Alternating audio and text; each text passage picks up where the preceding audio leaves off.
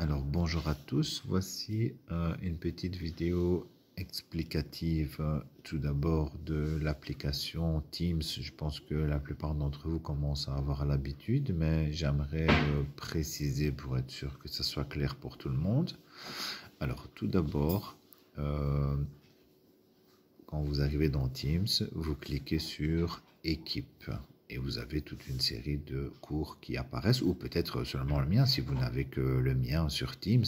Donc, vous cliquez sur le cours CESS 2023 et là, vous avez tout d'abord en haut.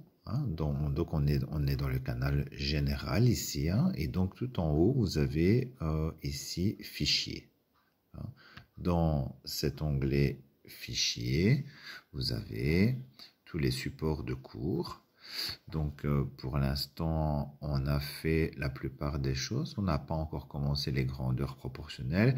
Et je vais rajouter le plus vite possible pendant les vacances. Je vais essayer de vous rajouter tous les chapitres restants. Comme ça, vous pourrez imprimer tout en même temps, et si vous devez les imprimer à la photocopieuse, mais ça sera peut-être moins cher en quantité. Donc voilà, je vais essayer, je dois encore apporter quelques modifications, mais je vais essayer de mettre tous les fichiers restants. Donc pensez à les imprimer et essayez de tout imprimer, comme ça vous serez tranquille jusqu'à la fin.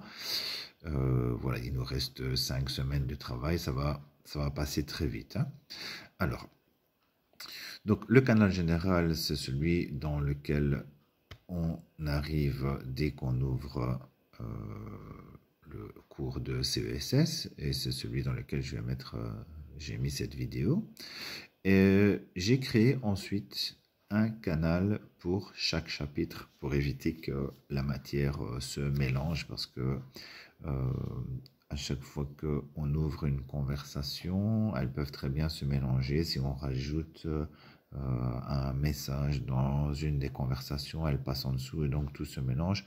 En triant chapitre par chapitre, il y a moins de choses qui se mélangent. Donc si vous avez besoin d'infos sur ou d'aller travailler sur le chapitre priorité des opérations, voilà, canal chapitre 1. Si vous devez travailler sur les graphiques, c'est le canal chapitre 2. Calcul littéral, c'est le canal chapitre 3. Et après on va ouvrir les suivants. Alors, j'ai créé ici en dessous un canal privé pour chacun d'entre vous, à votre nom et prénom, pour qu'on puisse échanger des questions, réponses, des conversations, et pour éviter que vos interventions apparaissent dans un canal où tout le monde les reçoit. Donc ici, le canal qui porte votre nom et prénom, c'est un canal privé dans lequel on peut discuter sans que les autres voient les messages, et surtout sans que les autres soient à chaque fois embêtés par les différentes notifications. Donc si vous devez échanger des messages avec moi, faites-le dans ce canal privé. Donc, je vais maintenant préparer une série de vidéos pour faire un résumé. J'insiste, c'est un résumé. Je ne peux pas refaire des cours de 10 heures, de 12 heures ou de 16 heures, mais un petit résumé des choses importantes. À vous de regarder ces vidéos, d'essayer de comprendre et d'aller refaire des exercices sur les différentes matières que l'on a vues précédemment. La priorité des opérations et le calcul littéral seront liés. Forcément, si on ne connaît pas la priorité des opérations et si on ne connaît pas les règles des signes, on ne sait pas faire le calcul littéral. Donc, c'est un tout. Mais commencez d'abord par la priorité des opérations pour ceux qui viennent d'arriver.